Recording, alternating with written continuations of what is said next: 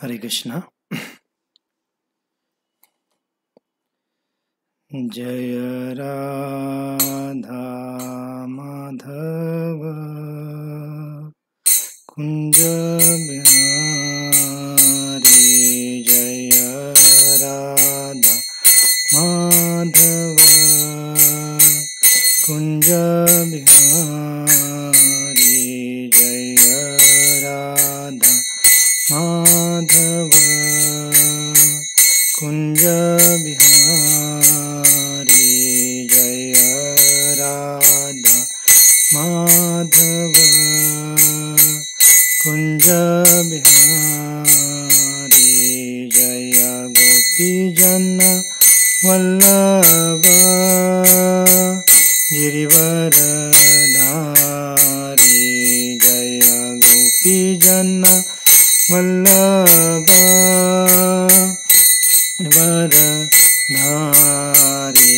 जय गोपी जन वल्लभ गिरिवरधारी। जय गोपी जन वल्लभ गिरिवरधारी। यशोदानंदन भज जन रंजन। यशोदा नंदन भज जन रंजन। यशोदानंदन भज जन रंजन। यशोदानंदन भज जन रंजन। यशोदानंदन भज जन रंजन। आनंदन व्रज जन रंजन। यमुना तीरावन चारि। यमुना तीरावन चारि। यमुना तीरावन चारि। यमुना तीरावन चारि। जय राधा माधव कुंज बिहारी। जय राधा माधव कुंज बिहारी। जय राधा माधव कुंज बिहारी। जय राधा माधव कुंज बिहारी।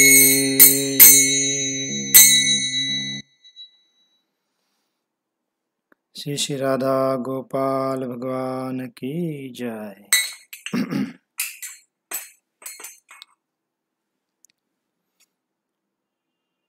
ओम नमो भगवते वासुदेवाय। ओम नमो भगवते वासुदेवाय। ओम नमो भगवते वासुदेवाय। नमो विष्णुपादाय कृष्णपृष्ठाय भूतले श्रीमते भक्तिवेदांत स्वामिन् इति नामिने। नमस्ते सारस्वती देवे गौरवाणी प्रचारिणे। निर्विशेष शून्यवादी पाश्चात्यदेशतारिणे। जय श्री कृष्ण चैतन्य प्रभु नित्यानंद। श्री अद्वैत गदाधर श्रीवासादि गौरभक्तवृंद।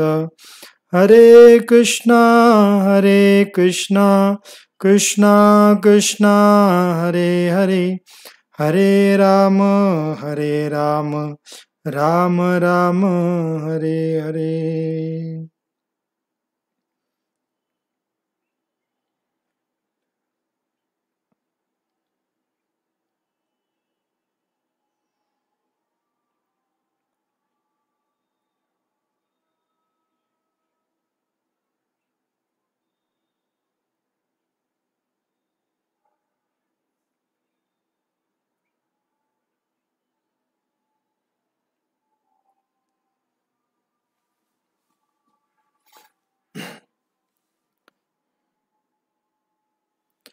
हरे कृष्ण. तर सर्व भक्तांचं आजच्या आपल्या भगवद्गीता अभ्यास वर्गामध्ये विशेष स्वागत आहे. तर आज आपण शनिवार असल्यामुळे नेहमीप्रमाणे भगवद्गीतेवर चर्चा करू. तर भगवद्गीतेमध्ये आपण 12व्या अध्यायावर चर्चा करत आहोत आणि 12व्या अध्यायामध्ये आपण गेल्या आठवड्यामध्ये 6वा आणि 7वा हे 2 श्लोक एकत्र आहेत. तर या दोन्ही श्लोकांच्या तात्पर्यावर चर्चा सुरू केली होती. तर काही थोडं आपण 2 पॅराग्राफ वाचून चर्चा केली होती आणि अजून तात्पर्य राहिलेलं आहे, त्याच्यावर आज आपण पुढं चर्चा करू. तर आपण सर्वजण भगवद्गीता काढून 12व्या अध्यायामधला 6वा आणि 7वा श्लोक काढायचा आहे. पेज नंबर 442 हे पेज काढायचं आहे. तर श्लोक आपण एकदा म्हणू सर्वजण मिळून आणि त्यानंतर अर्थ पण म्हणू आणि तात्पर्य वाचू. श्लोक आहे, ये तु सर्वाणि कर्माणि मयि सन्न्यस्य मत्परः अन्यन्येव योगेन माम ध्यायन्त उपासते तेषामहं समुद्धर्ता मृत्यु संसार सागरात् भवामि न चिरात् पार्थ मय्या वेशित चेतसाम्. भाषांतरण तात्पर्य श्रील प्रभुपाद यांच्या द्वारा. श्रील प्रभुपाद की जय. भाषांतर. परंतु जे माझे पूजन करतात, जे आपली सर्व कर्मे मला अर्पण करतात आणि अनन्य भावाने भक्ती करीत माझी उपासना करतात, माझ्या ठाई मन स्थिर करून भक्तीमध्ये संलग्न होतात व माझेच ध्यान करीत असतात, त्यांचा हे पार्था मी जलमृत्यूरूपी संसार सागरातून त्वरित उद्धार करतो. तर या अध्यायामध्ये हा जो पहिला विभाग आहे 1 नंबर श्लोकापासून 7 नंबरच्या श्लोकांपर्यंत, तर या विभागातला हे शेवटचे 2 श्लोक आहेत. तर आपण प्रत्येक अध्यायाचे वेगवेगळे विभाग सांगत असतो की प्रत्येक अध्यायामध्ये वेगवेगळ्या श्लोकांच्या समुदायामध्ये भगवंतांनी काय ज्ञान सांगितलेलं आहे. तर आपण सांगितलं होतं सुरुवातीला की ह्या 12व्या अध्यायाच्या सुरुवातीचे जे 7 श्लोक आहेत 1 ते 7, या 7 श्लोकामध्ये कृष्ण अर्जुनाला साकारवाद आणि निराकारवाद याच्यामध्ये काय श्रेष्ठ आहे याचं ज्ञान देत आहे. कारण पहिल्या श्लोकामध्ये अर्जुनच हा प्रश्न विचारतो की साकारवाद आणि निराकारवाद याच्यामध्ये कोण श्रेष्ठ आहे. मग भगवान सर्व ज्ञान सांगत आहेत. आपण बऱ्याच 4-5 आठवड्यापासून याच्यावर चर्चा करत आहोत ह्या काही श्लोकांवर. आणि 5व्या श्लोकामध्ये तर कृष्ण स्पष्ट म्हणतायत की जे माझ्या अव्यक्त रूपावर आसक्त असतात किंवा त्याची जी उपासना करतात त्यांना निराकारवादी म्हणलं जातं. तर त्यांच्या त्या साधनेमध्ये त्यांना फार क्लेश सहन करावा लागतो किंवा त्यांचं ते कार्य फार दुष्कर असतं. आणि ह्या 6व्या आणि 7व्या आजच्या श्लोकामध्ये कृष्ण म्हणतायत, पण तुझे भक्त असतात ते भक्त काय करतात, त्या माझे पूजन करत असतात, माझी उपासना करत असतात आणि माझं ध्यान करत असतात, तर त्यांचा मी लगेच काय करतो, जलमृत्यू संसार सागरातून त्वरित त्यांचा उद्धार करतो. आणि हे कार्य फार सुलभ आहे अशा पद्धतीने 6व्या 7व्या श्लोकामध्ये कृष्ण सांगत आहेत.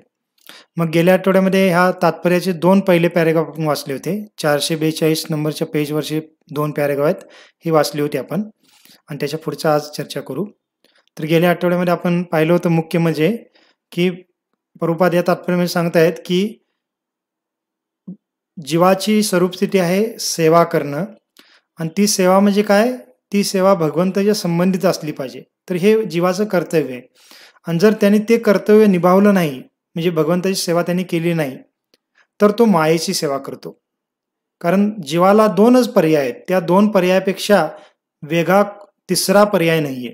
आणि 2 पर्याय म्हणजे काय, एक तर भगवंताची सेवा करा, नाहीतर मायेची सेवा करा. मग मायेची सेवा करणं म्हणजे काय, मग गेल्या वेळी आपण नारद मुनींचा प्रसंग पाहिला होता आणि त्या नारद मुनींच्या प्रसंगामध्ये आपण पाहिलं की कशा पद्धतीने नारद मुनी मायेचं दर्शन त्यांना करायचं होतं, भगवान विष्णू त्यांना माया म्हणजे वास्तविक काय ते दाखवतात.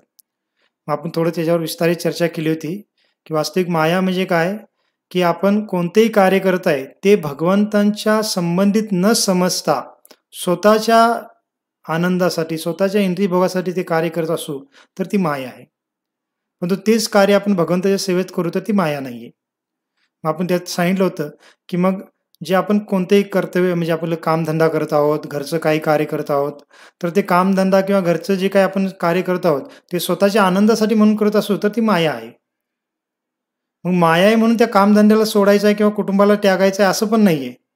तर ठीक आहे, कुटुंबाला त्यागून कामधंदा सोडून भगवंताची भक्ती करू शकला पूर्ण वैराग्य जीवन स्वीकारून, ती पण चांगली गोष्ट आहे. पण तो एखाद्याला अजून तेवढं वैराग्य नाहीये, त्याला कुटुंबामध्येच राहायचं आहे, कामधंदा करतच जीवन जगायचं आहे, तर काही हरकत नाही. मग तुम्ही ते सर्व करा, पण त्याला भगवंताशी जोडा. जोडा म्हणजे काय, की आपलं कामधंदा करत आहोत, तर ते कामधंदा करत असताना भगवंताचं स्मरण करा. त्यातलं जे काही फल आपल्याला प्राप्त होतं धन संपत्तीच्या रूपात, त्यातला काही भाग भगवंताच्या सेवेमध्ये लावा. कुटुंबामध्ये आपले जे कुटुंबीय आहेत ते भगवंतांचे अंश समजून त्यांची सेवा करा. आणि कुटुंबाची सर्वोच्च सेवा म्हणजे आपल्या कुटुंबियांना भक्तीमध्ये आणण्यासाठी किंवा भक्तीमध्ये ते असतील तर एकमेकांना भक्तीमध्ये प्रगती करण्यासाठी सहाय्य करा कुटुंबामध्ये. मग ते कुटुंब पण माया नाहीये. परंतु एखादी स्त्री आहे आणि ती आपल्या पतीला हा माझा पती आहे असा भाव ठेवून त्यांच्यापासून जो काही आनंद प्राप्त करायचा आहे त्या भावनेने ते जीवन जगत असतील, तर तो पती म्हणजे त्या स्त्रीसाठी माया आहे. किंवा एक पुरुष आहे आणि त्यांची जी पत्नी आहे, त्या पत्नीला तो माझी पत्नी म्हणून समजत आहे आणि पत्नी किंवा कुटुंबामध्ये राहत असताना तो त्या पत्नीचा किंवा कुटुंबाचा इंद्रिय भोगासाठी म्हणून भावना ठेवून जीवन जगत आहे त्यांच्यासोबत, तर मग ती पत्नी किंवा मुलं पण मायाच आहे. परंतु एखादा विचार करता येईल माझे पती म्हणजे भगवंतांचे अंश आहेत आणि त्यांची सेवा करून त्यांना भक्तीमध्ये प्रगती करण्यासाठी सहाय्य करणे हे माझं कर्तव्य आहे, असं म्हणून एखादी स्त्री कार्य करत असेल तर ती भक्तीच आहे. किंवा एखादा पुरुष माझी पत्नी म्हणजे भगवंतांचा अंश आहे आणि त्यांना पण भक्तीमध्ये प्रगती करण्यासाठी मी सहाय्य केलं पाहिजे, असं विचार करून ती पत्नीसोबत राहत असेल तर ती पत्नी माया नाही, ती पण एक भक्तीचा अंगच आहे. किंवा मुलांच्या संबंधित पण मुलं आहेत, नातवंड आहेत, आपले भाऊ आहेत, बहीण आहेत, कोणी पण आपले नातेवाईक असतील, तर त्यांना आपलं समजून आपल्या मुलांच्या सोबत हसण्या खेळण्यामध्ये इकडं-तिकडं भौतिक आनंद घेण्यामध्ये आपण वेळ घालवत असू, तर ती मुलं नातवंड वास्तविक माया आहेत. परंतु ती मुलं भगवंतांचे अंश आहेत आणि त्या मुलांना भगवंताच्या भक्तीमध्ये लावून त्यांना प्रगती करण्यासाठी आपण मदत करणं, हे जर कार्य करत असू, तर मग ती मुलं पण माया नाही आहेत. तर मुलं ती आपण भगवंतांचे एक अंश समजून भगवंताची सेवा म्हणून आपण मुलांची काळजी घेत आहोत. म्हणजे समजून घेण्याचा आपण गेल्या वेळी पण सांगितलं समजून घेण्याचा आपण प्रयत्न केला पाहिजे, की हेच मुद्दा आपण समजून सांगितला होता, की माया म्हणजे काय आणि भगवंताची सेवा करणं म्हणजे काय. आणि एखादा व्यक्ती जर कुटुंबामध्ये राहून त्यांना अशी भक्ती करायची असेल तर काही हरकत नाही. तो सर्व काही भगवंताच्या संबंधित ठेवून समजून भक्ती करत राहू शकतो. परंतु त्या कुटुंबातून पण एक दिवस त्यांना बाहेर पडायचं आहे. मग त्याला आपण वानप्रस्थ म्हणतो. मग ठीक आहे, पूर्णच त्यागून आपण बाहेर पडू शकत नाही, तर कुटुंबामध्ये राहून आपली पत्नी, आपली मुलं, आपले पती भगवंताचे अंश समजून त्यांना पण भक्तीमध्ये मदत करत, आपण स्वतः भक्ती करत जीवन जगू शकतो. आपलं कामधंदा करत, भगवंताच्या सेवेमध्ये धनसंपत्ती लावत आपण जीवन चांगल्यापणे जगू शकतो आणि भक्ती पण करू शकतो. परंतु एक वेळ अशी यायलाच पाहिजे आपल्या जीवनामध्ये, ज्यावेळेला आपण त्या सर्व भौतिक जिम्मेदारीचा त्याग करून पूर्णतः भगवंताच्या सेवेमध्ये जीवन समर्पित करायचंच आहे. त्याशिवाय गत्यंतर नाही. मग त्यालाच वानप्रस्थ म्हणतात. मग आत्ता कलियुगामध्ये वानप्रस्थाचे काही ज्यादा पालन केलं तर नाही, परंतु तरी पण प्रभुपाद म्हणतात, ठीक आहे तुम्ही मंदिरामध्ये या. इस्कॉनचे मंदिर आहेत किंवा चांगले गुरु शिष्य परंपरेमधले जे प्रमाणित मंदिर आहे तिथं जाऊन तुम्ही सेवा करू शकता. नाहीतर घरीच राहून मग तुम्ही तुमच्या कामधंद्यामध्ये नोकरी असेल तर तुम्ही रिटायरमेंट झालेला असणार आहे किंवा व्यवसाय असेल तर तो व्यवसाय आपल्या मुलाच्या स्वाधीन करून पूर्णतः आता वैरागी म्हणजे घरात राहायचं आहे, पण तू घरात नसल्यासारखं. म्हणजे काय, की घरात फक्त राहून आपण प्रसाद घ्या आणि आपली भक्तिमय कार्य करत राहा, साधना करत राहा, वाचन करत राहा, सत्संगला जावा, प्रचार करा, अशी कार्य करायची. मग त्याच्यासाठी ती माया नाहीये.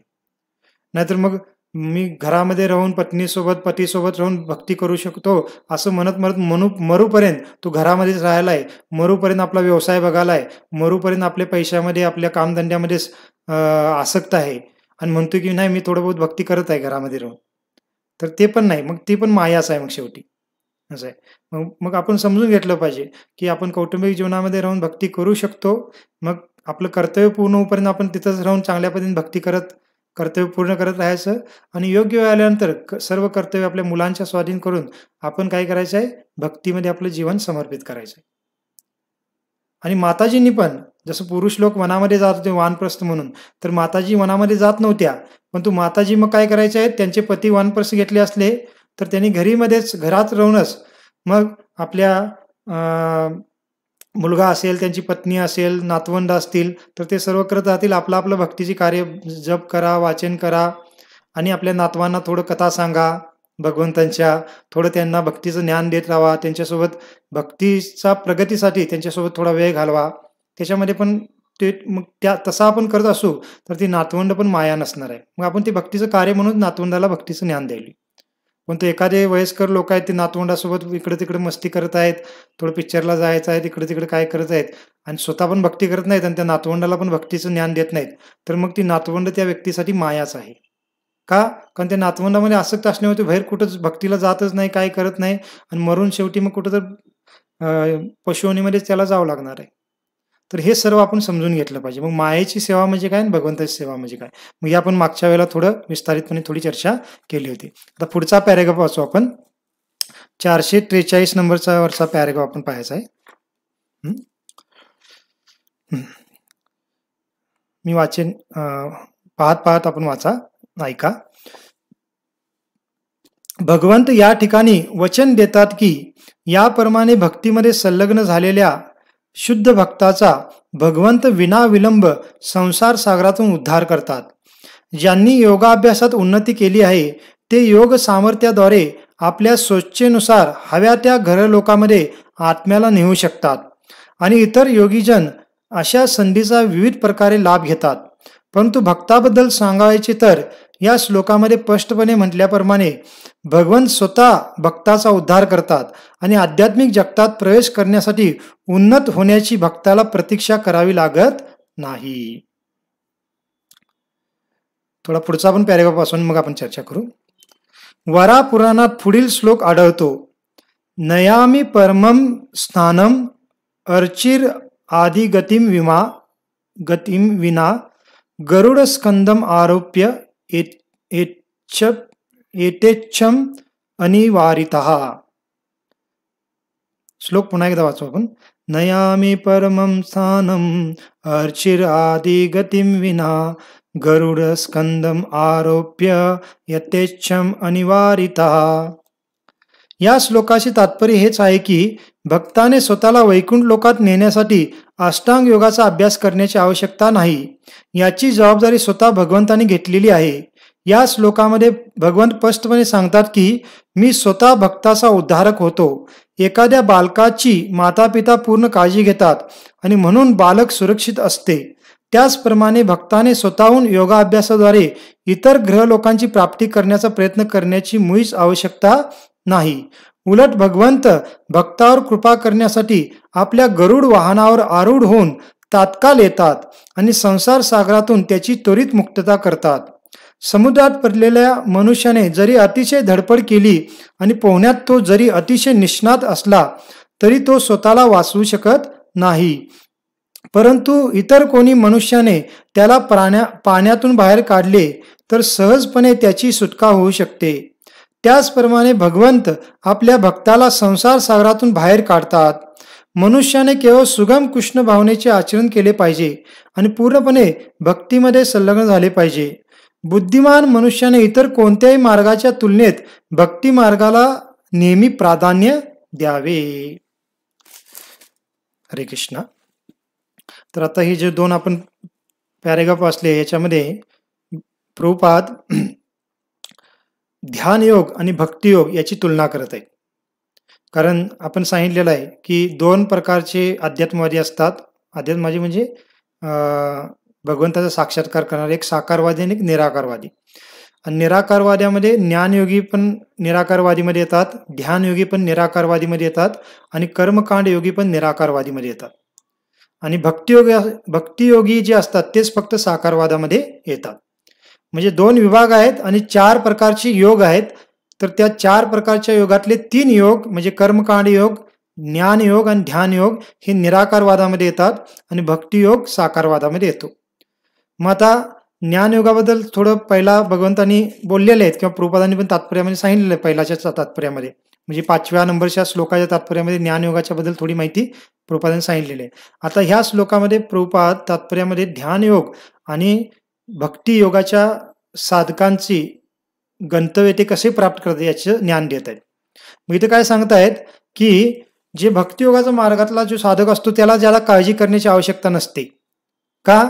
कारण भगवंत इथं म्हणतायत की श्लोकाच्या अर्थामध्ये सांगतायत की मीच त्या व्यक्तीचा, त्या साधकाचा जलमृत्यूरूपी सागरातून त्वरित उद्धार करतो. कोणाबद्दल बोलतायत प्रभुपाद? भगवंत भक्तियोगाबद्दल. जो भक्तियोगाचा साधक असतो त्याचा उद्धार कृष्ण म्हणतायत मी स्वतः करतो. परंतु जे ध्यानयोगाचे साधक असतात त्यांचं उद्धार कसा होत असतो? त्यांचा उद्धारासाठी त्यांना स्वतःला प्रयत्न करावे लागतात किंवा त्यांना स्वतःला काय करावं लागतं? साधना करून काही विशिष्ट पद्धतीने ध्येय त्यागावा लागतो आणि मगच त्यांना उच्च गतीची प्राप्ती होते. मग इथं पहिल्या पॅराग्राफमध्ये आपण वाचलं की थोडं 1-2 लाईन आपण पुन्हा वाचू. ह्या 443 नंबरचा पेजचा जे पहिला पॅराग्राफ आहे त्याच्यामधला. तर दुसऱ्या लाईनमध्ये आपण घ्या, पहा. ज्यांनी योगाभ्यासात उन्नती केली आहे ते योग सामर्थ्याद्वारे आपल्या स्वेच्छेनुसार हव्या त्या ग्रहलोकामध्ये आपल्याला नेऊ शकतात आणि इतर योगीजन अशा संधीचा विविध प्रकारे लाभ घेतात. मग इथं ध्यान योगाबद्दल ही फार महत्त्वपूर्ण माहिती आहे. आपण थोडं ऐकायला फार इंटरेस्टिंग वाटेल आपल्याला की ध्यान योगाचे जे साधक असतात ते कशा पद्धतीने ध्येय त्यागतात बरे आणि त्यांना उच्च ग्रहांची किंवा उच्च लोकाची प्राप्ती कशी होते बरं.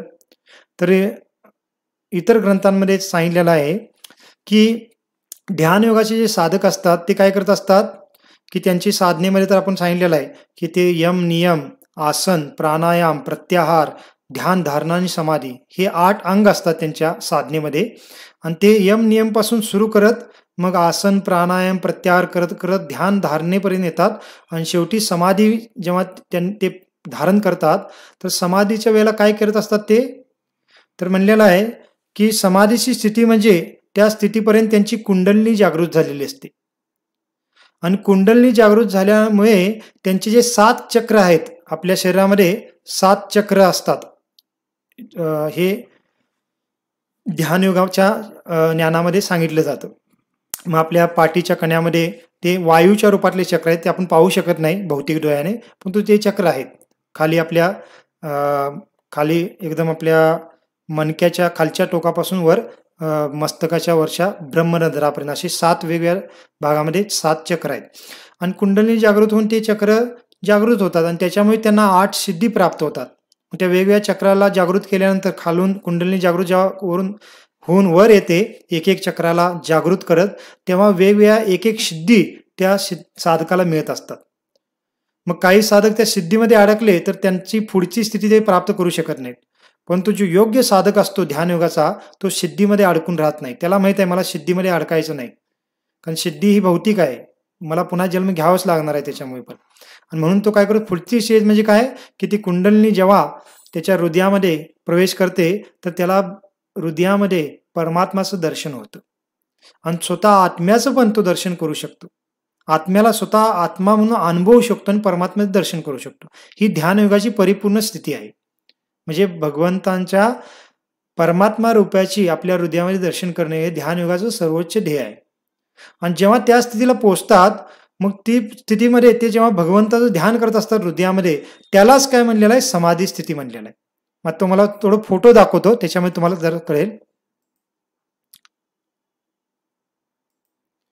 तर हा फोटो आपण पाहत आहोत आपल्या स्क्रीनवर. तर याच्यामध्ये आपण पाहू शकतो याच्या अगोदर हा फोटो आहे की हा एक ध्यानयोगी साधक आहे. हा एकांतामध्ये बसलेला आहे, कारण ध्यानयोग हा एकांतामध्ये होतो. घरात बसून अर्धा-पाऊण तास ध्यान करून ध्यानयोगाचं पूर्णत्व आपण प्राप्त करू शकत नाही, जे आजकालचे बरेच लोक म्हणत असतात. तर ध्यानयोगासाठी एकांतामध्ये जायला लागतं आणि ते काय करतात, एकांतामध्ये हिमालयामध्ये किंवा वेगवेगळ्या वनामध्ये जाऊन ते ध्यान करतात आणि त्याला पण वर्षानुवर्ष ध्यान करावं लागतं. आणि त्यावेळेला ते इथं मी कर्सर दाखवत आहे, कर्सर दिसत नाही तुम्हाला, पण तू त्यांच्या हृदयामध्ये पाहू शकता ते परमात्म्याचे दर्शन करत आहेत.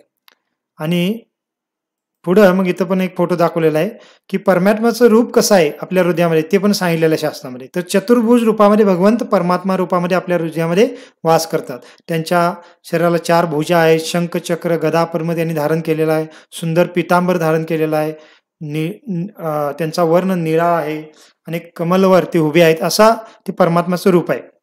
आणि हे ते ध्यान करत असतात ध्यानयोगी. मग त्यांना जेव्हा ध्येय त्यागायचा असतो तर ते काय करतात की आपल्या हृदयामध्ये प्राणवायूच्या मध्ये आपला जो आत्मा आहे, आपण जे आत्मा आहोत, हा आत्मा प्राणवायूमध्ये तरंगत असतो असं म्हणलेलं आहे. जसं आपण एका हवेमध्ये कापसाचा छोटासा असं एखादा तुकडा जर टाकला तर तो कापसाचा तुकडा हवेमध्ये तरंगू लागतो, तसा म्हणलेला आहे की आत्मा आपल्या हृदयामध्ये प्राणवायूमध्ये तरंगत असतो आणि त्या स्थितीमध्येच आत्मा असतो. तर मग हे ध्यान योगाचे साधक काय करतात, जेव्हा त्यांना ध्येय त्यागायचा असतो आणि उच्च ग्रहामध्ये जायचं असतं तर ते काय करतात, त्या प्राणवायूला आपल्या त्या सिद्धीच्या द्वारे आपल्या डोक्यामध्ये आणतात. आणि डोक्यामध्ये जे ब्रह्मरंध्र आहे, आपल्या डोक्याच्या मागे ब्रह्मरंध्र नावाचा एक भाग असतो, त्या ब्रह्मरंध्र या भागातून त्या आत्म्याला काय करतात, आपल्या शरीराच्या स्वतःच्या शरीराच्या बाहेर काढतात. का? कारण त्यांना ती सिद्धी प्राप्त झालेली आहे कुंडलिनी जागृत झाल्यामुळे. आणि त्या ब्रह्मरंध्रातून आत्म्याला बाहेर काढून त्या वेळेला ते ज्या ग्रहाचं चिंतन करतात त्या ग्रहाला ते जाऊ शकतात ध्यानयोगी. तर ह्याला काय म्हणलेलं आहे, ध्यानयोगाची ध्येय त्यागण्याची किंवा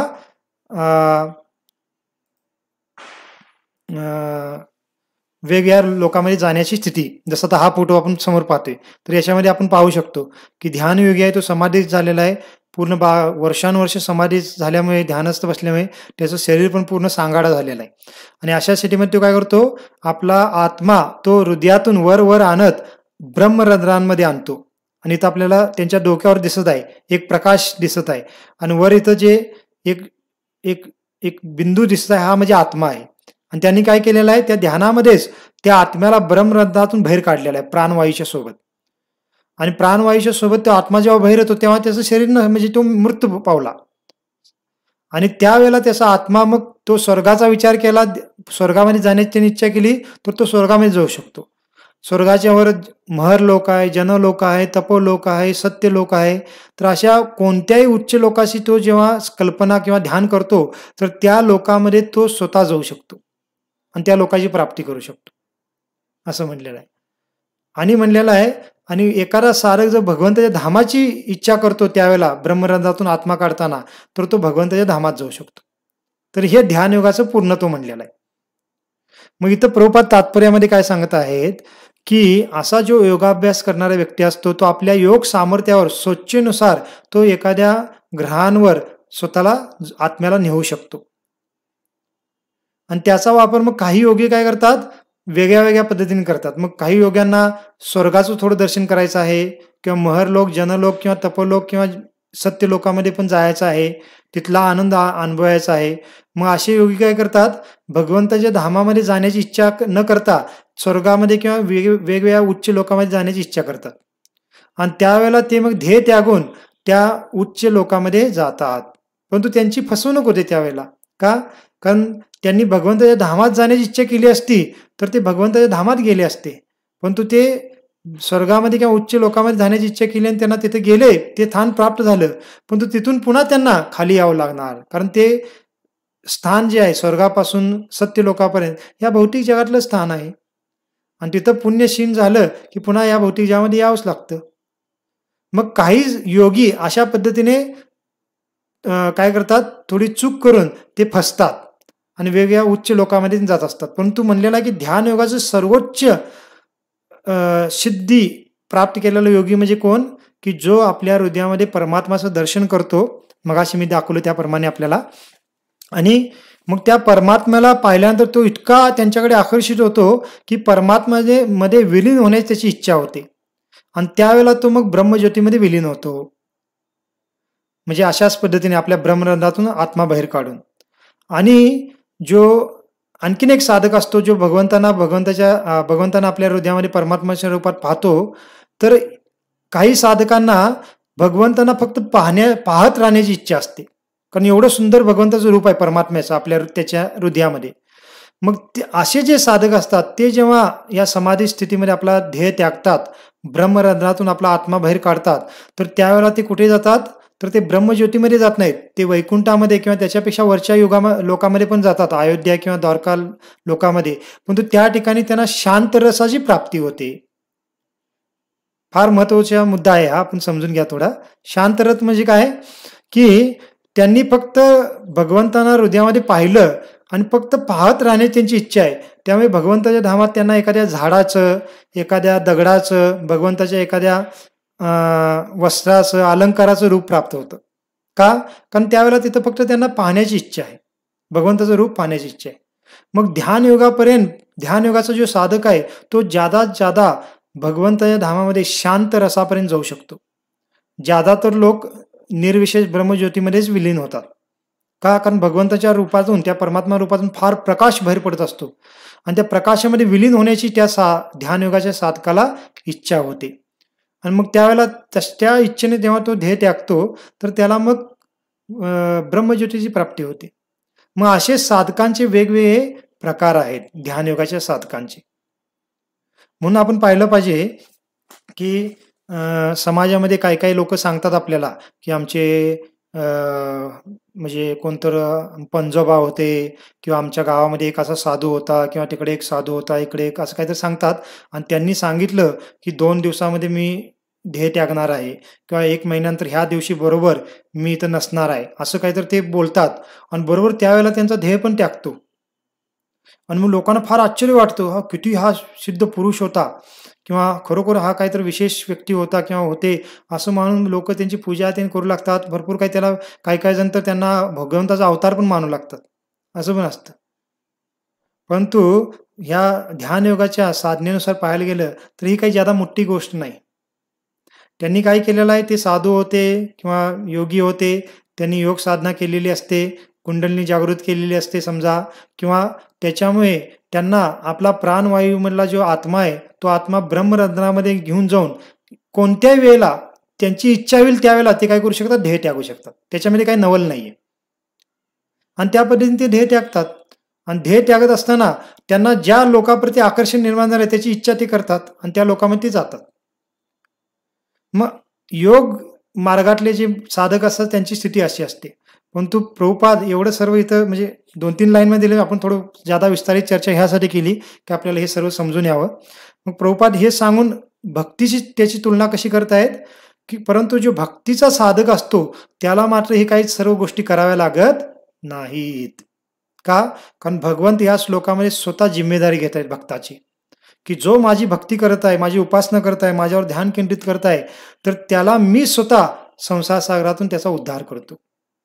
आणि मग पुढे जो आपण श्लोक वाचला वरा पुराण मधला या तात्पर्यामध्ये, त्या श्लोकामध्ये काय सांगितलेलं आहे की भगवंत म्हणत आहेत की मी स्वतः गरुडावर आरूढ होऊन येतो आणि गरुडावर आरूढ होऊन त्या व्यक्तीचा या भवसागरातून उद्धार करतो, असं म्हणतात. जसं आता एक फोटो दाखवतो आपल्याला, तर या फोटोमध्ये आपण पाहू शकता की एक व्यक्ती आहे, तो सागरामध्ये पडलेला आहे.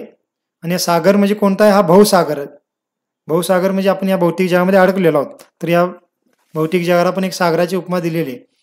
आणि या सागराच्या उपमामध्ये सागरामध्ये आपण गटंग्या खात आहोत.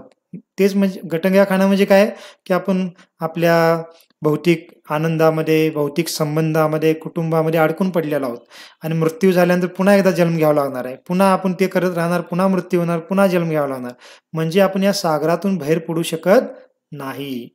आणि प्रभुपाद इथं उदाहरण पण देतात मग या तात्पर्यामध्ये की एखादा सागरामध्ये पडलेला आहे आणि किती पण पट्टीचा पोहणारा असू देतो, पण तो स्वतःच्या पोहण्याच्या शक्तीच्या जोरावर तो कधीही सागर पार करू शकत नाही.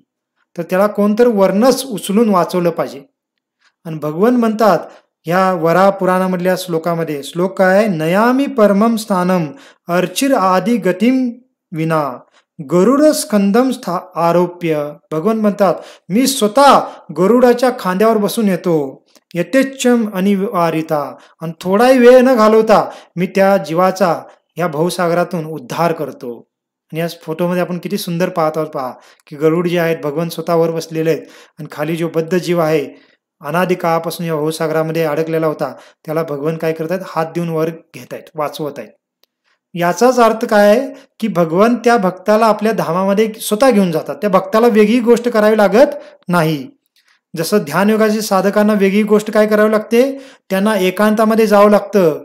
वर्षानुवर्ष त्यांना यम नियम पासून समाधीपर्यंत सर्व ध्यान धारणाचे जे अष्टांग योग आहेत त्याचं फार कठोरतेने कडकपणे पालन करावं लागतं. आणि पुन्हा शेवटी आपली कुंडलिनी जागृत झाल्यानंतर त्या आत्म्याला, प्राणवायूला आपल्या ब्रह्मरंध्रातून बाहेर काढून भगवंताच्या धामाची इच्छा करत ध्येय त्यागावा लागतो. आणि मग तो भगवंताच्या धामात जातो. आणि तिथं गेल्यानंतर पण त्याला शेवटी शांत रसाची प्राप्ती होते. दास्यरस, सख्यरस, वात्सल्यरस किंवा माधुर्यरस हे त्याला प्राप्त होत नाहीत, एवढं कष्ट करून.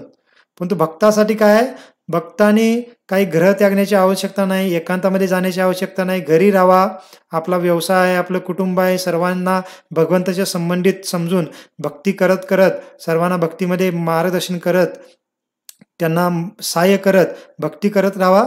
आणि या स्थितीमध्येच आपण भगवंताच्या धामात जाऊ शकतो. आणि ध्येय त्यागताना पण आपल्याला काही विशिष्ट पद्धतीने ध्येय त्यागला पाहिजे असं काही करण्याची आवश्यकता नाही. भगवान आपला वेळ आल्यानंतर कसंही ध्येय त्यागू दे, भगवान त्या आत्म्याला त्यांच्या धामामध्ये घेऊन जातात. पण तो ध्यानयोगाच्या साधकाला तसं नाहीये. ध्यानयोगाच्या साधकाला काय करावं लागतं, जसं चित्रामध्ये आपण पाहत आहोत, त्याला असं बसून स्वतः विशिष्ट पद्धतीने आत्म्याला ब्रह्मरंध्रातून बाहेर काढावं लागतं आणि स्वतः विचार करून त्या लोकांमध्ये जावं लागतं. म्हणजे आपल्याला फरक कळत आहे. प्रभुपाद इथं काय सांगू इच्छित आहेत. जसं आपण नेहमी उदाहरण देतो, प्रभुपाद पण हे उदाहरण देतात, ते म्हणजे काय, एक माकडाचं आणि एक मांजराचं. जे मांजराचं पिल्लू असतं, ते मांजराचं पिल्लू आई जेव्हा एका ठिकाणून दुसऱ्या ठिकाणी घेऊन जाते, तेव्हा त्या मांजराच्या पिल्ल्याला काही करावं लागत नाही. त्याला फक्त काय करावं लागतं, त्याला फक्त म्हणजे मांजराचं पिल्लू काय करायला लागत, मांजराच्या पिल्लाला काय करावं लागत नाही. मांजर फक्त काय करतं, त्याला स्वतः पकडतं आणि घेऊन जातं. पण तो माकडाच्या पिल्ल्याला एका ठिकाणाहून दुसऱ्या ठिकाणी जायचं असेल तर त्या माकडाच्या पिल्ल्याला आपल्या आईला स्वतः पकडावं लागतं. म्हणजे माकडाचं पिल्लू आपल्या आईला स्वतः पकडतं आणि आई उड्या मारते आणि मग ते एका ठिकाणून दुसऱ्या ठिकाणी जाते. आई त्याला काही मदत करत नाही, त्या माकडालाच आपल्या आईला पकडावं लागतं. पण तो मांजराच्या पिल्ल्याला तसं करावं लागत नाही. उलट मांजराच्या पिल्ल्याला काही करावं लागत नाही, मांजरच काय करतं, त्याला स्वतःला घेऊन जातं. तसं म्हणलेलं आहे की ध्यानयोगाचे जे साधक असतात त्यांना स्वतः सर्व हे विधी करून स्वतः त्या पद्धतीने विशिष्ट पद्धतीने ध्येय त्यागून त्या लोकांमध्ये जावं लागतं. पण तो भक्ताला काही नाही, फक्त भक्तीची कार्य, भगवंताची सेवा करत राहावा आणि योग्य वेळ आल्यानंतर भगवंतच आपल्याला स्वतः घेऊन जातात असं म्हणलेलं आहे. आणि ध्यानयोगाच्या साधनेमध्ये आणखीन बरेच विधी आहे की ते ध्येय त्यागताना पण भगवद्गीतेच्या 6व्या अध्यायामध्ये सांगितलेलं आहे की ते उत्तरायण किंवा दक्षिणायन हे पण वेळ बरोबर असला पाहिजे. उत्तरायणमध्ये जर ध्येय त्यागला तरच आपण जाऊ शकतो. त्याच्यामध्ये दिवसा आणि रात्रीचं पण वेळ आहे. शुक्ल पक्ष किंवा कृष्ण पक्ष ह्या सर्व गोष्टींचं त्यांना म्हणजे ह्या सर्व गोष्टी विचारात घेऊन त्या ध्यानयोगाच्या साधकांना ध्येय त्यागावा लागतो, मगच त्यांना ती गती प्राप्त होते. परंतु भक्तियोगाच्या साधकांना काही लेणं देणं नसतं याचं. त्यांनी फक्त भक्ती करत राहतात, केव्हाही कशाही पद्धतीने त्यांचा ध्येय त्यागू दे. भगवंत इथं शाश्वती देत आहेत की त्याचा मी उद्धार करतो आणि अशा पद्धतीने गरुडवर बसून येऊन घेऊन जातो. मग भगवंतच येतील असं नाही, परंतु बऱ्याच वेळेला भगवंत आपल्या दूतांना पाठवतात. मग याची उदाहरणं फार सुंदर भागवतमध्ये आपल्या साधू संतांच्या जीवनामध्ये आपल्याला पाहायला मिळतात. जसं एकदम अलीकडचं उदाहरण म्हणजे संत तुकाराम महाराजांचं उदाहरण. संत तुकाराम महाराजांनी काय ध्यानधारणा करत बसले नाहीत. संत तुकाराम महाराज आपले अष्टांग योग करत बसले किंवा कुंडलिनी जागृत करून सिद्धी प्राप्त असं काही नाही करत बसले. ते भंडारा डोंगरावरती जायचे आणि तिथं जाऊन ते भजन करत बसायचे, भगवंताचं कीर्तन करायचे. तिथं जाऊन ते ध्यान करत बसत नव्हते आणि कुटुंबामध्ये राहत होते. आणि ते करत करत शेवटी काय होतं, त्यांना काय असं विशेष ध्यानात बसून समाधीमध्ये जाऊन असं करावं लागलं नाही त्यांना. भगवंत गरुडजी पाठवतात, त्यांचे दूत पाठवतात आणि सध्येय तुकाराम महाराज भगवंताच्या धामात जातात. परंतु दुसऱ्या बाजूला असेही काही साधू संत होऊन गेलेत आपल्या भारतामध्ये की ज्यांनी जिवंत समाधी घेतलेली. मग ते जिवंत समाधी घेणारे साधू संत कसे असतात, हे ध्यानयोगाचे साधू संत असतात. मग ते काय करतात, आपल्याला पण त्याचं पण आश्चर्य वाटतं की जिवंत समाधी कशी घेतली त्यांनी. जसं काही साधू संत असतात, एखाद्या गुफेमध्ये त्यांना ते जातात, बाहेरनं मग सर्व लोक त्यांना दगडाने बंद करतात आणि मग त्याच्यामध्ये ते तिथंच त्यांचं म्हणजे समाधिस्थ होतात असं म्हणलं जातं. मग समाधिस्थ होणं म्हणजे हेच असतं. ते काय करतात, त्या ठिकाणी जातात, सर्व लोक निघून जातात आणि आपल्याला वाटतं की आत वारा पण जात नाही, ते जगतील कसे?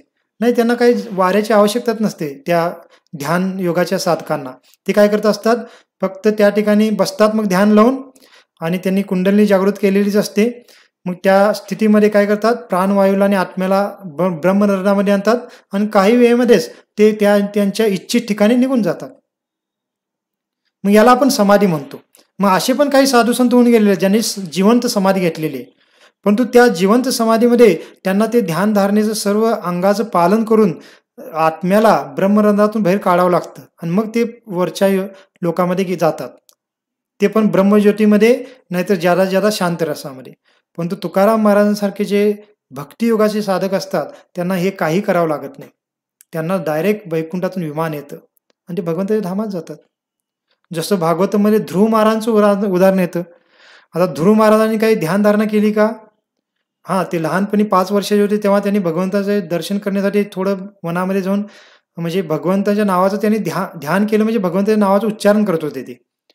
ओम नमो भगवते वासुदेवाय असं म्हणत ते नेहमी म्हणजे त्या मंत्रावर ध्यान करायचे. परंतु शेवटी जेव्हा त्यांनी पूर्ण राज्याचं पालन केलं आणि त्यांना जेव्हा भगवंताच्या धामामध्ये जाण्याची वेळ आली, त्यावेळेला त्यांनी काय असं ध्यानस्थ बसून आपला आत्मा ब्रह्मरंध्रातून बाहेर आणला असं काही वर्णन येत नाही. तर त्यावेळेला काय होतं, तिथं पण भगवंताच्या धामातून विमान येतं आणि तिथं वर्णन आहे की ध्रुव महाराज मृत्यूच्या डोक्यावर पाय ठेवून त्या विमानामध्ये बसतात. का? कारण जे भक्त असतात भगवंताच्या धामात जाणारे, त्यांनी मृत्यूवर विजय प्राप्त केलेला असतो आणि मृत्यूच्या मस्तकावर पाय ठेवून ध्रुव महाराज त्या वैकुंठाच्या विमानात बसतात आणि भगवंताच्या धामात जातात.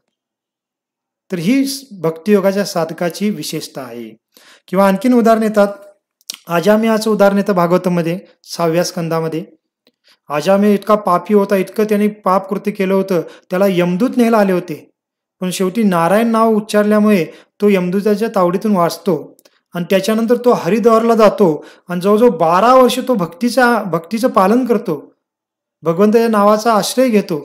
नंतर 12 वर्षानंतर त्याला पण हरिद्वारमध्ये वैकुंठातून विमान येतं आणि त्या विमानामध्ये बसून तो भगवंताच्या धामात जातो. तर अजामिळबद्दल पण असं म्हणलं नाही की तो ध्यानधारणा करत बसला, नाही का, कारण आवश्यकताच नाही. तर अशा पद्धतीने आपण पाहू शकतो की कशा पद्धतीने भगवंत त्यांचं भक्तांचं रक्षण करतात. तर भागवतामध्ये आणखीन एक उदाहरण आहे गजेंद्र मोक्ष प्रसंगामध्ये.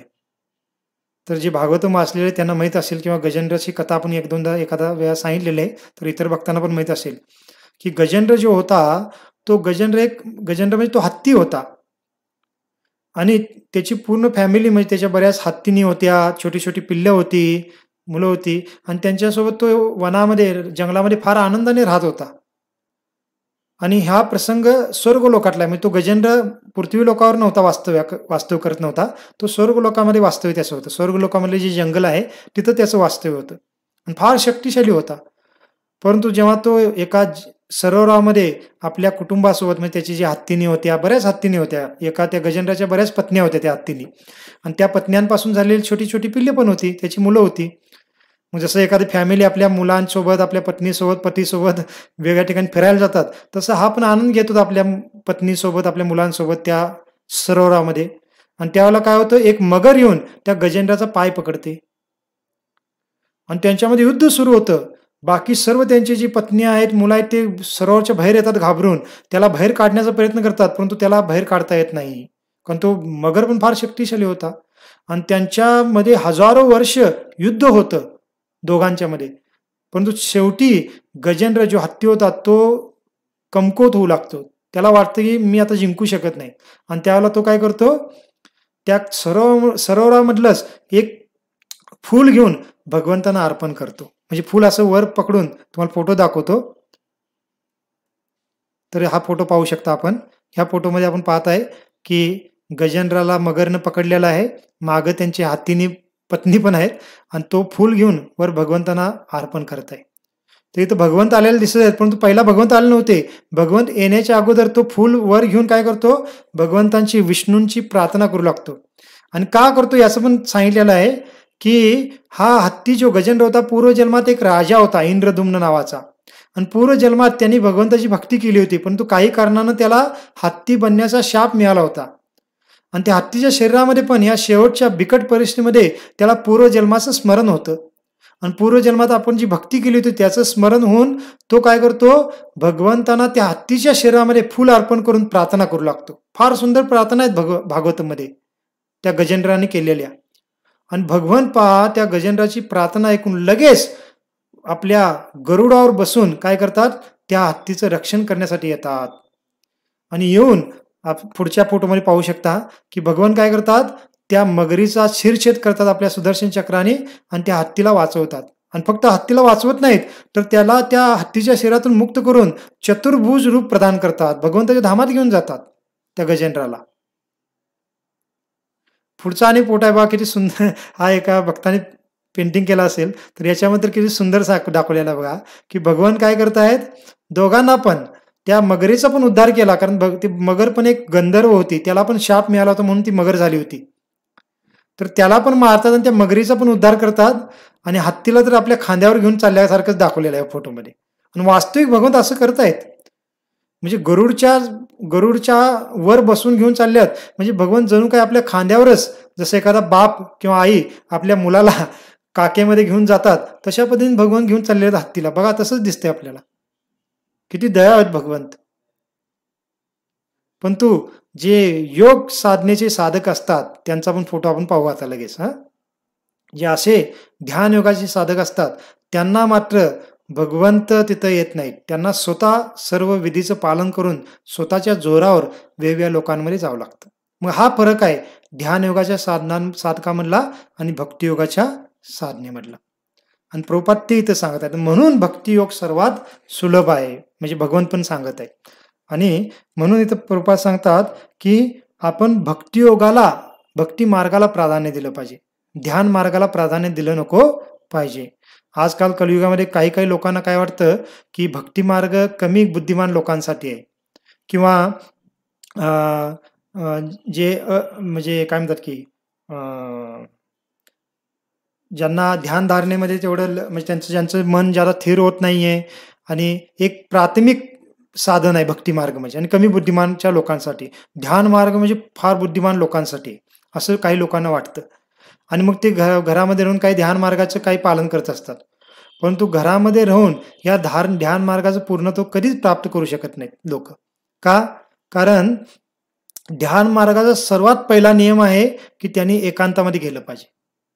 आपण नेहमी सांगतो 6व्या अध्यायामध्ये ध्यान योगामध्ये भगवंत हेच सांगतात की त्या साधकाला एकांतामध्ये गेलं पाहिजे. म्हणून तर पूर्वी आपण पाहतो जे वानप्रस्थ घेणारे साधू संत वनामध्ये राहत होते, हिमालयमध्ये जात होते, आणि तिथे एकांतामध्ये राहून त्यांना काही ठिकाणी सांगितले कमीत कमी 12 वर्ष एकांतामध्ये राहून त्यांनी साधना करावी लागते. यम नियम आसन प्राणायाम करत करत 12 वर्ष केल्यानंतर मग कुठं त्यांची कुंडलिनी जागृत होऊ शकते. परंतु आजकाल कलियुगामध्ये असे काही वेगळे समुदाय असतात, ते काही समुदाय सांगतात, काही संस्था काढलेले त्यांनी, आणि ते सांगतात की तुम्ही घरीच राहू शकता, काय नाही, काय आवश्यकता नाही, अर्धा पाऊण तास आम्ही सांगतो त्या पद्धतीने ध्यान धारणा करा आणि तुम्ही पूर्णत्व प्राप्त करू शकता. काही काही लोक म्हणतात नाही बघा आमच्या ह्या गुरूंची कुंडलिनी जागृत झालेली आहे, तुमची पण कुंडलिनी जागृत होऊ शकते. तर ही तर सर्वात मोठी फसवणूक आहे, मूर्खता आहे. कारण कुंडलिनी जागृत करण्यासाठी तुम्ही घरामध्ये राहून अर्धा पाऊण तास ध्यान धारणा करून आणि दिवसभर आपलं भौतिक कार्य करत कोणीही कुंडलिनी जागृत करू शकत नाही. सर्वात मोठी मूर्खता आहे किंवा फसवणूक आहे लोकांची. पण लोकांना काय स्वस्त गोष्टी प्राप्त करण्याची इच्छा म्हणजे सवय झालेली आहे. वस्तू जशा स्वस्त मिळत असेल तर आपण घेतो, तसं आध्यात्मिकता पण स्वस्तपणे त्यांना पाहिजे असते. स्वस्तपणे म्हणजे काय की एवढं कठोर कोण करणार, बाहेर जावा, एकांतामध्ये जावा 12-12 वर्ष, हे बघा किती चांगले आहेत, अर्धा तासच फक्त करा तुमच्या घरामध्ये हे ध्यान धारणा आणि तुम्ही तेच प्राप्त करू शकता असं म्हणतायत, मग हे चांगले आहेत असं ते लोक म्हणून त्यांच्याकडे जातात, परंतु त्यांची फसवणूक होत आहे. मग त्यांना काय होतं प्राप्त, ठीक आहे ध्यान धारणा करतायत, काही थोडं आसनं करतायत घरामध्ये अर्धा पाऊण तास 1 तास, तर त्याच्यामुळे काही शारीरिक स्वास्थ्य त्यांना मिळेल, काही रोगराईतून ते बरे होतील किंवा मानसिक ताणतणाव त्याच्यातून ते जरा मुक्त होतील. परंतु त्यांना जे समाधीची पूर्णता आहे जे भगवंताचं दर्शन करणं हृदयामध्ये किंवा आत्म्याच्या द्वारे वेगवेगळ्या लोकांमध्ये जाणं हे साध्य ते करू शकत नाहीत. किंवा काही काही समुदाय हे सांगत पण नाहीत, कारण त्या समुदायाच्या प्रमुखाला पण ते ज्ञान माहीत नसतं. आणि ह्या लोकांना काय वाटतं, आमचं स्वास्थ्य सुधारलं, आमचं मानसिक ताणतणावातून आम्ही जरा बाहेर आलो, तर हेच वास्तविक आध्यात्मिकता आहे किंवा हेच पूर्णत्व आहे जीवनाचं. पण ही पण मूर्खताच आहे. का? कारण मानसिक तुमचं ताणतणाव कमी झाला म्हणून मृत्यूनंतर तुम्हाला पुनर्जन्म मिळणार नाही असं होणार नाही. पुनर्जन्म घ्यावाच लागणार आहे. का? कारण आत्म्यासाठी काहीच लाभ नाही त्याच्यामध्ये. आत्म्यासाठी जर ध्यान योगामध्ये लाभ प्राप्त करायचा असेल तर सर्वात पहिला तुम्हाला पत्नीला, मुलांना, सर्वांना त्यागून एकांतामध्ये गेलं पाहिजे. आणि एखाद्या प्रामाणिक गुरूंच्या अधीन राहून या ध्यानधारणा सर्व विधी चांगल्यापणे केल्या पाहिजे वर्षानुवर्ष. आणि ह्या फोटोमध्ये जे आपण दाखवत आहे त्या फोटोमध्ये आपण जे दाखवतो अशा पद्धतीने आपलं शरीर होणार आहे त्यावेळेला एकदम सापयासारखं आणि मग त्यावेळेला कुठेतरी आपल्याला मिळणार आहे. आणि हे सर्व करणं शक्य आहे का या कलियुगामध्ये? नाही म्हणलेलं आहे. शास्त्रामध्ये स्पष्ट सांगितलेलं आहे. अर्जुन म्हणताय भगवंतांना 6व्या अध्यायामध्ये की हे भगवंता मला हे शक्य नाहीये. आणि त्यावेळेला भगवंत अर्जुनाला सांगतात, मग तू काय कर, माम अनुस्मर युद्धस्य, मग माझं अनुस्मर करत युद्ध कर. तुझं जे कर्तव्य आहे ते माझं स्मरण करत करत राहा. मग अर्जुनाचं कर्तव्य होतं युद्ध करणं, ते युद्ध करत स्मरण करत युद्ध केला त्याने. तसं आपलं जे कर्तव्य आहे, मग कुटुंबाचं आहे, आपलं कामकाजाचं जे कर्तव्य आहे ते पण कर्तव्य म्हणजे आपल्यासाठी युद्धच आहे. मग ते आपलं कर्तव्य करत करत भगवंताचं स्मरण करत करत आपण भक्ती करत राहिलो तर अर्जुनाप्रमाणे आपण पण पूर्णत्व प्राप्त करू शकतो. पण तो ध्यान मार्गातून ह्या कलियुगामध्ये पूर्णत्व प्राप्त करणं फार कठीण आहे, फार कठीण आहे. ते शक्य नाहीये. आणि घरात राहून तर शक्यच नाही, अजिबातच नाही. काही लोक आत्ता पण करतायत तसे, परंतु ते कुठे जातात? हिमालयमध्ये ते जातात. आत्ता पण आहेत काही साधक जे हिमालयमध्ये आहेत, जातात, आता ते ध्यानधारणा करतायत, परंतु फार कमी लोकांना ते शक्य आहे या कलियुगामध्ये. आपणच विचार करा, आपल्याला शक्य आहे का आपल्या कुटुंबाला त्याहून वनामध्ये जाण्यासाठी किंवा हिमालयामध्ये जाणे? नाही शक्य. आणि तरी पण आपण जर म्हणत असू की नाही, हे ध्यानधारणाचे काही कार्य करत करत मी करत राहीन, तर ते काही लाभ होणार नाही त्याचा. मग घरात राहून आपल्याला जर पूर्णत्व प्राप्त करायचं असेल तर एकच मार्ग आहे, तो म्हणजे भक्ती मार्ग, आणि तो आपण केला पाहिजे. मग इथं प्रभुपाद ते सांगत आहेत. आणखीन एक मिनिट. हा, जसं मी एक मुद्दा आणखीन एक बोललो की जसं ध्यान योगाचे साधक काय म्हणतात की भक्तियोगाचे जे साधक असतात ते कमी बुद्धिमान असतात किंवा भावनिक असतात आणि त्यामुळे ते कार्य करत असतात.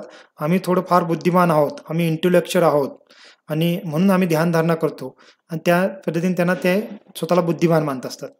परंतु ह्या सर्व विश्लेषणाद्वारे जर आपण समजून घ्यायचं झालं तर भक्ती मार्ग कसा आहे आणि ध्यान मार्ग कसा आहे हे आपण थोडं एक विश्लेषण करू शकतो. तर भक्ती मार्ग कसा आहे? भक्ती मार्ग हा सरळ आहे, फार सिंपल आहे आणि सोपा आहे आणि त्याचबरोबर आनंददायक आहे. सरळ आहे, सोपा आहे, आनंददायक आहे आणि एवढं सर्व असून याच्यातून मिळणारा लाभ सर्वात मोठा आहे. परंतु याच्या विरोधात जे ध्यान मार्ग आहे तो कसा आहे पहा. ध्यान मार्ग फार जटिल आहे. त्याच्यामध्ये फार यम, नियम, आसन, प्राणायाम भरपूर काही गोष्टी कराव्या, फार जटिल आहे. आणि त्याचबरोबर कसं आहे, फार कठीण पण आहे. कारण 12-12 वर्ष तुम्ही एकांतामध्ये राहून भरपूर काही ते करावं लागतं. खाण्यामध्ये पण तुम्हाला फार तपस्येचं पालन करावं लागतं. भक्ती मार्गामध्ये प्रसाद भरपूर तुम्ही घेऊ शकता है ना. तर ध्यान मार्ग जटिल आहे, कठीण आहे आणि क्लेशदायक पण आहे. आणि एवढं सर्व कठीण असून पण त्याचा जो लाभ आहे तो फार कमी आहे. म्हणजे आपण काय काय सांगितलं बघा. भक्तियोग आहे, भक्तियोग कसा आहे? सरळ आहे, सोपा आहे, आनंददायक आहे, मात्र लाभ फार मोठा आहे. आणि ध्यान मार्ग त्याच्या उलट कसा आहे? जटिल आहे, कठीण आहे, क्लेशदायक आहे आणि लाभ मात्र फार कमी आहे. लाभ कमी आहे म्हणजे कसं की त्याला फक्त ज्यादा ज्यादा ब्रह्मज्योती किंवा शांत रसामध्ये प्राप्ती होणार त्याला भगवंताच्या धामामध्ये. परंतु भक्ती मार्गातला दास्य रस, सख्य रस, वात्सल्य रस किंवा माधुर्य रसापर्यंत जाऊ शकतो. म्हणजे लाभ किती मोठा आहे भक्ती योगातला. मग वास्तविक बुद्धिमान कोण आहे? भक्ती योगाचे बुद्धिमान आहेत वास्तविक लोक का ध्यान योगाचे बुद्धिमान आहेत? आणि आपण सांगण्याची आवश्यकता नाही. भगवंत पण म्हणतात भगवद्गीतेमध्ये की मूढा नाभी जानाती, जे मूर्ख असतात ते मला जाणत नाहीत.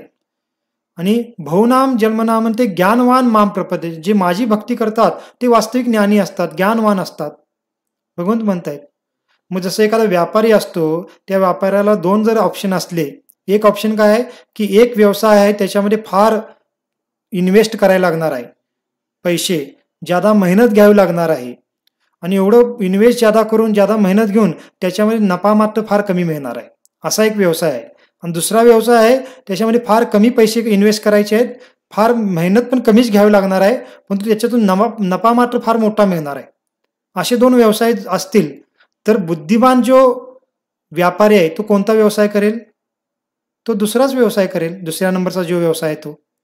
किंवा त्या दोन व्यवसायामध्ये करणारे जे दोन व्यक्ती आहेत त्या व्यक्तींपैकी कोणाला आपण बुद्धिमान समजू?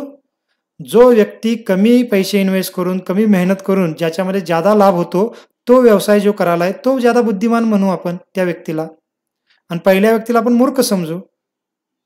तर तसंच सिंपल लॉजिक आहे किंवा तर्क आहे की मग जो ध्यान मार्गाचा व्यक्ती आहे त्याला किती कष्ट आहेत, किती जटिल आहे त्याचा मार्ग, किती क्लेशदायक, आणि त्याच्यातून मिळणारा लाभ पण किती कमी आहे. आणि म्हणून त्या मार्गाला जो जातो तो फार अल्पबुद्धीचा व्यक्ती आहे. आणि जो भक्ती मार्गातला साधक आहे त्याच्यामध्ये फार सरळ सोपा मार्ग आहे, आनंददायक मार्ग आहे, साधना आहे, आणि त्याच्यातून लाभ फार मोठा आहे. आणि म्हणून भक्तिवाचा साधक फार काय आहे, श्रेष्ठ आहे. मग ते इथं प्रभुपाद आपल्याला सांगत आहेत. आता पुढचं तात्पर्य आपण वाचू. झालं, आता नुसार तात्पर्य वाचून आपण थांबणार आहोत, कारण तात्पर्यामध्ये पुढे पण तेच दिलेलं आहे भगवंतांनी प्रभुपादांनी. नारायणीय यामध्ये याला पुढील प्रमाणे पुष्टी देण्यात आली आहे. नारायणीय नावाचा एक ग्रंथ आहे, त्याच्यामध्ये हा श्लोक पुढे आलेला आहे. या वै साधन संपत्ती पुरुषार्थ चतुष्टये तया विना तदाप्नोती नरो नारायणाश्रया. या श्लोकाचे तात्पर्य आहे की मनुष्याने सकाम कर्माच्या विविध मार्गी किंवा तार्किक ज्ञान प्राप्तीच्या मागे लागू नये. भगवत भक्तीमध्ये निमग्न असणाऱ्या भक्ताला इतर योग मार्गांपासून तर्कवाद, कर्मकांड, दान, यज्ञ इत्यादींपासून प्राप्त होणारे लाभ आपोआपच प्राप्त होतात. भक्ती योगाचा हा विशेष अनुग्रह आहे. हरे कृष्ण कृष्ण कृष्ण हरे हरे, हरे राम राम राम हरे हरे.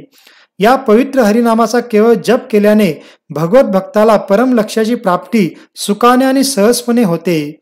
परंतु याच परम लक्ष्याची प्राप्ती इतर कोणत्याही धार्मिक विधीने होऊ शकत नाही. मग इथं प्रभुपाद तेच सांगतायत की भक्ती मार्गाने आपण भगवंताच्या धामातील परमप्राप्ती म्हणजे वात्सल्य, माधुर्य किंवा सख्य रस प्राप्त करणं, परंतु इतर मार्गातून ती परमप्राप्ती होत नाही. ध्यान योगातून किंवा ज्ञान योगातून ज्यादा ज्यादा तो ब्रह्मज्योतीपर्यंत किंवा शांत रसापर्यंत जाऊ शकतो. मग शांत रस आपल्याला आवडेल का? कोणाला आवडत असेल तर ठीक आहे, काय हरकत नाही, परंतु बऱ्याच आम्हाला तर होतो शांत रस म्हणजे काही भगवंताच्या धामामध्ये जाऊन झाड बना किंवा एखादं बासुरी बना, एखादं अलंकार बना, एखादा दगड बना, मातीचा कण बना, कारण ते पण एक भगवंताचं रूप पाहत आहेत, ते जीव तत्वच आहेत, आत्मेच आहेत, परंतु त्याच्यामध्ये पण त्यांना आनंद मिळत आहे. पण तुझे सख्य रसामध्ये आहे, माधुर्य रसामध्ये, वात्सल्य रसामध्ये आनंद आहे, त्या आनंदाचा अनुभव ती घेऊ शकणार नाही. मग म्हणून इथं म्हणलेलं आहे की फक्त त्या परम लक्ष्याची प्राप्ती भगवत भक्तीच्या मार्गातूनच होते. आता पुढे म्हणलेलं आहे, भगवद्गीतेचा निष्कर्ष 18व्या अध्यायामध्ये सांगण्यात आलेला आहे. सर्व धर्मान परित्यज्य मामेकम शरणम रज अहम ताम सर्व पापेभ्यो मोक्षयिष्यामि मा शुचः.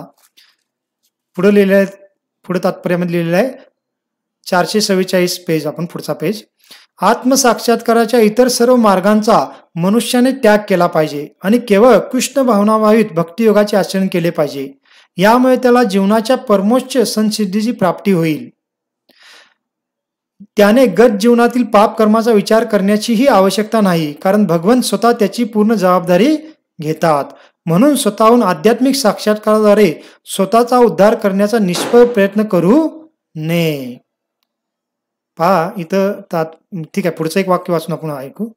पुढे लिहिलं, प्रत्येकाने सर्व शक्तिमान भगवान श्रीकृष्णाचा आश्रय घेतला पाहिजे, यामध्ये जीवनाची परमसिद्धी आहे. प्रभुपाद या श्लोकाच्या द्वारे काय सांगतायत, सर्व धर्मान परित्यज्य मामेकम शरणम व्रज अहम ताम सर्व पापेभ्यो मोक्षयिष्यामि मा शुच्या. तर या श्लोकामध्ये कृष्ण अर्जुनाला काय म्हणतायत की हे अर्जुना, सर्व इतर तथाकथित धर्माचा त्याग कर आणि मला शरण ये, आणि मी काय करेन, तुला सर्व पापातून मुक्त करून परम धामाची प्राप्ती करून देईन. तू याच्यामध्ये शंका बाळगू नको किंवा भय बाळगू नको. मग या ठिकाणी सर्व तथाकथित धर्माचा त्याग करणे म्हणजे काय, की त्याचा अर्थ आहे की आत्मसाक्षात्काराचे इतर जे मार्ग आहेत त्याचा पण आपण त्याग केला पाहिजे. मग इतर मार्ग म्हणजे कोणते, मग कर्मकांड योगाचा मार्ग, ज्ञान योगाचा मार्ग आणि ध्यान योगाचा मार्ग. तर हे जे 3 मार्ग आहेत, ह्या तिन्ही मार्गाचा पण आपण त्याग केला पाहिजे. आणि भगवंताचा आश्रय घेणं म्हणजे भक्तियोगाचा आश्रय घेतला पाहिजे. आणि त्याच्यामुळे भगवंत आपले काय करतील, पापातून मुक्तता करतील गत जन्मातल्या, आणि स्वतः त्यांच्या धामामध्ये आपल्याला घेऊन जातील. आणि बाकीच्या जर आत्मसाक्षात्कार मार्गाचा आपण अवलंब करत राहिलो तर त्याच्यामध्ये आपल्याला स्वतःला प्रयत्न करावे लागणार आहेत, आणि त्याच्यातून जे काही साध्य होणार आहे ते पण परम लक्ष्य नसणार आहे. आणि म्हणून शेवटच्या मग 2 वाक्यामध्ये प्रभुपाद म्हणतात, मी ते शेवटचे 2 वाक्य पुन्हा वाचतो. म्हणून स्वतःहून आध्यात्मिक साक्षात्काराद्वारे स्वतःचा उद्धार करण्याचा निष्फळ प्रयत्न करू नये. हे वाक्य कोणासाठी आलेलं आहे, ज्ञानयोगी आणि ध्यानयोगांसाठी आहे. कारण ते स्वतः साधना करून स्वतः भगवंताच्या धामात किंवा वेगवेगळ्या लोकांमध्ये जाण्याचा प्रयत्न करतायत. तसा प्रयत्न करू नये, तो निष्फळ होणार आहे. मग काय प्रयत्न केला पाहिजे, प्रत्येकाने सर्व शक्तिमान भगवान श्रीकृष्णाचा आश्रय घेतला पाहिजे. यामध्ये जीवनाची परमसिद्धी आहे. मग किती सुंदर पद्धतीने प्रभुपादाने इथं पटवून दिलेला आहे पहा आपल्याला, की चांगल्या पद्धतीने आपण काय करू शकतो, भगवंतांच्या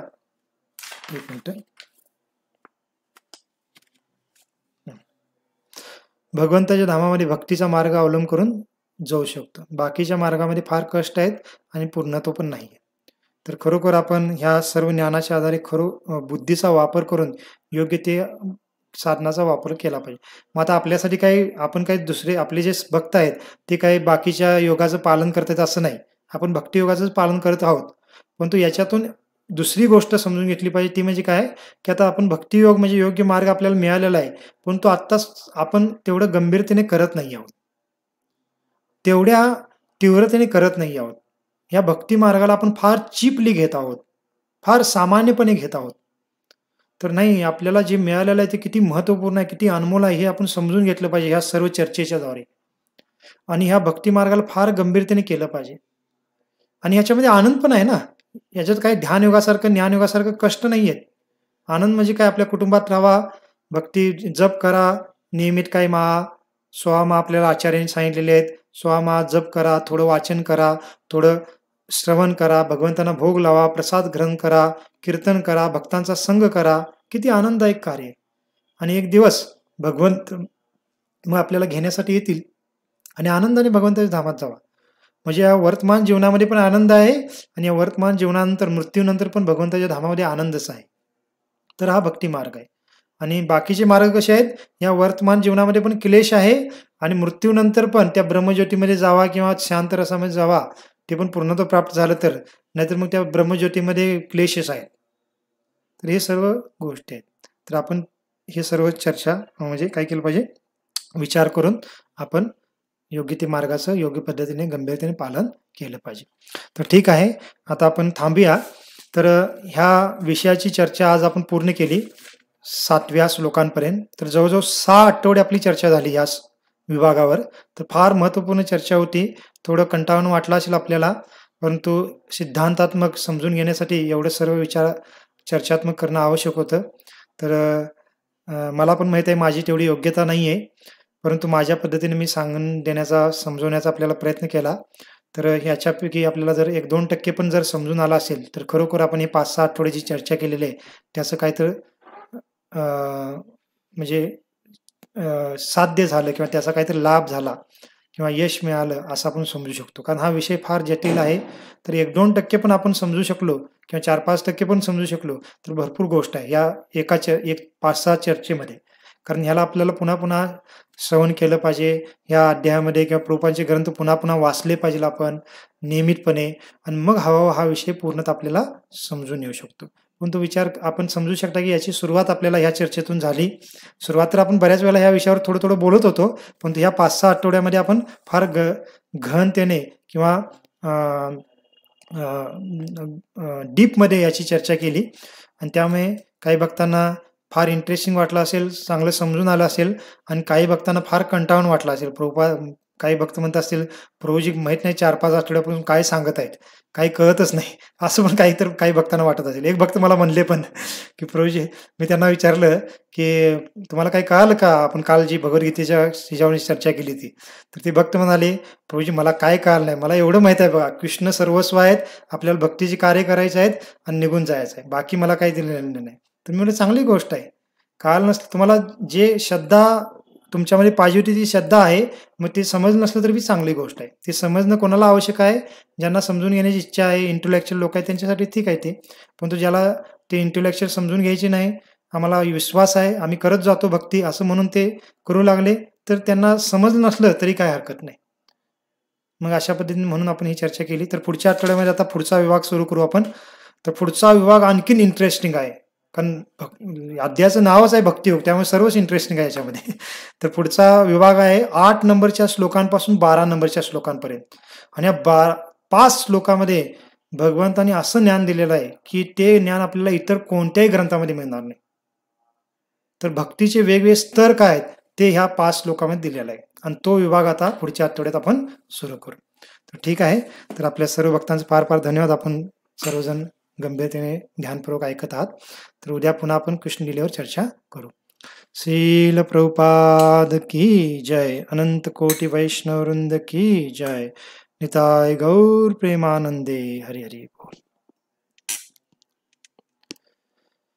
नमस्ते नरसिंहाय. नमस्ते नरसिंहाय. प्रल्हाद लाद दायिने. प्रल्हाद लाद दायिने. हिरण्यकशी पूर्वक्षः. हिरण्यकशी पूर्वक्षः. शीलटङ्कनकालये. शीलटङ्कनकालये.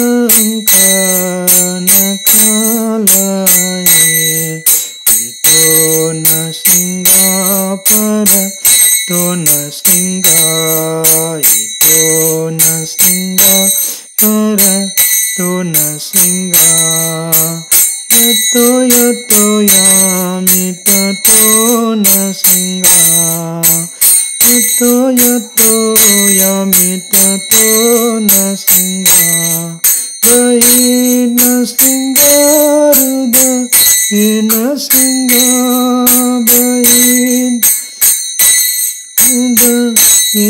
सिंगा.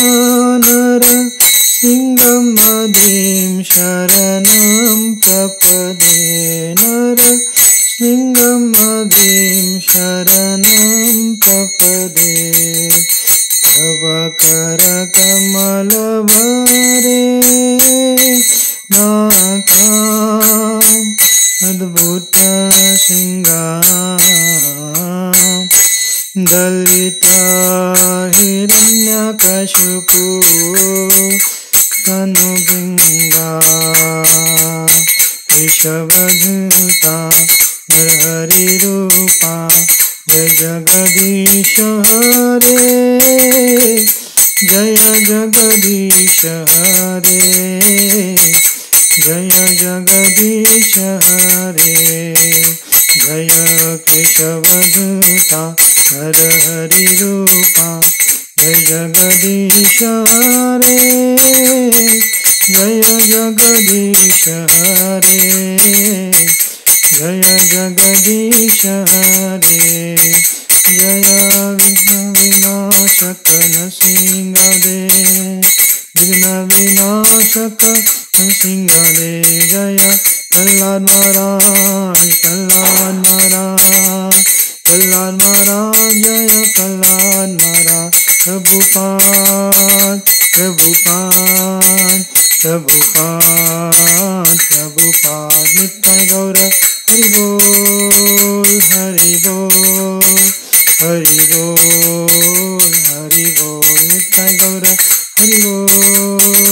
हरि बोल, हरि बोल, हरि बोल। भक्ति विघ्न विनाशक भक्तवत्सल श्री नरसिंह भगवान की जय।